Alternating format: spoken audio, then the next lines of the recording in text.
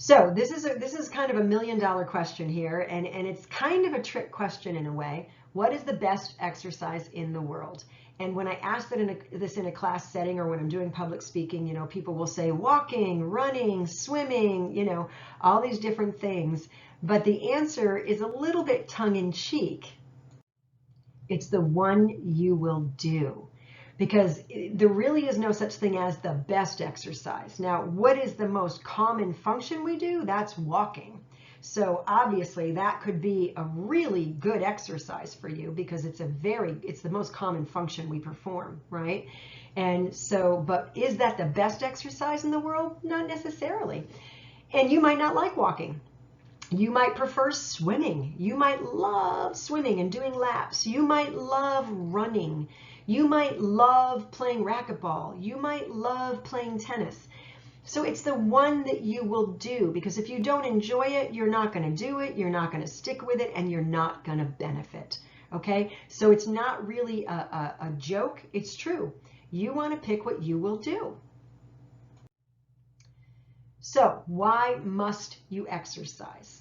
You can have the healthiest diet on the planet, which is a massive part of health. It is the key to good health. But you also must exercise. If you ate perfect, but you never moved, you never exercised, you would end up with issues. You must get exercise, and I'm going to show you what those benefits are.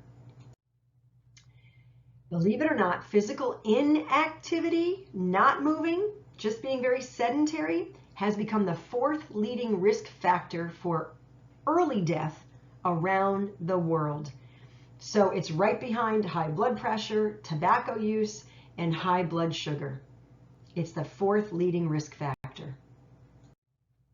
6% of deaths around the world result from physical inactivity, or an estimated 3.2 million preventable deaths each year. And this is because of the results of not moving the body. So here are the benefits of exercise. It changes and maintains good muscle to fat ratio. And I'm going to show you a picture on sarcopenia in a few moments here. You really want good muscle tone, right? You don't want a lot of fat and very little muscle, or you don't want a little fat and a little muscle, right? You want a strong, good amount of muscle, not where you look like, you know, you're a bodybuilder. You don't have to look like that, but you want to be well toned. You want good muscle tone and just a minimal amount of fat. What that's going to do is that's going to increase your metabolic rate. You're going to burn more calories at rest because muscle burns more calorie at rest. And I'm going to show you muscle versus fat, how many calories it burns.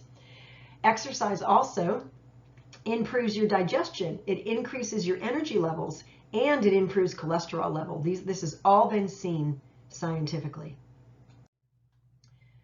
Exercise also improves sleep, improves strength. Of course, when you're moving, your muscles are going to be stronger. They're not going to atrophy or shrink and weaken. It strengthens bones if it's weight bearing. Swimming will not strengthen your bones because of the buoyancy. There's no weight bearing. Just so you know that. If you're concerned about bone density, swimming is the last exercise you want to do if you want to increase bone density. Swimming is wonderful for respiratory, cardiovascular, strengthening. It's not so good for bone density, okay? So you want to make sure you're doing something weight bearing for that. Exercise reduces depression. There's a beautiful book called Spark, written by a psychiatrist, and he literally prescribes exercises to his patients versus medications for stress, for depression, for anxiety. It will scientifically reduce those things. It will lower blood pressure, and it will increase endurance and stamina. Quite a list, right?